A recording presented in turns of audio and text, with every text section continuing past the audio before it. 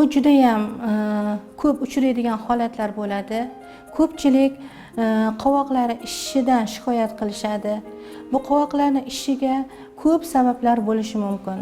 Masalan, o'sha buyrak kasalligi bilan kasallangan bemorlarda, yurak kasalligi bilan kasallangan bemorlarda ko'p uchrab turadi. Undan tashqari endokrin sistemasida o'zgarishlar bo'lsa, qovoqning ishishlari paydo bo'ladi, egzooftalm kasalliklari paydo bo'lishi mumkin. Undan tashqari qovoqning ishishi turmush tarziga ham bog'liq bo'ladi. Agar o'sha insonlar ko'proq bo'yanish uchun, mana qizlarimiz ayniqsa pardoz anjomlaridan foydalangan paytda ham ular allergiya berib qovoqlariga ishlar paydo qilishi mumkin.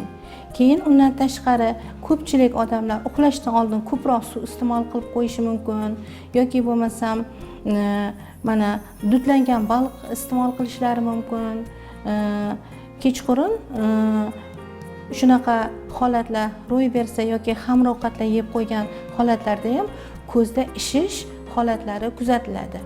Agar bizlar to'g'ri turmush tarziga rioya qiladigan bo'lsak, to'g'ri ovqatlanadigan bo'lsak, bunaqa holatlar ro'y bermaydi.